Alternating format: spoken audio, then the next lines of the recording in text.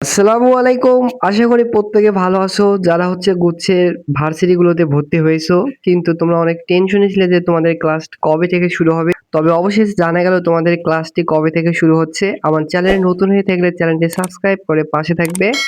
গুচ্ছভুক্ত ২০টি বিশ্ববিদ্যালয়ের গতকালের মিটিংয়ে যেসব সিদ্ধান্ত হয়েছে, প্রথম সিদ্ধান্ত হচ্ছে গুচ্ছের চূড়ান্ত ভর্তির সম্ভাব্য তারিখ হচ্ছে ১৮ জুন থেকে ৫ জুলাইয়ের ভেতরে অনুষ্ঠিত হবে।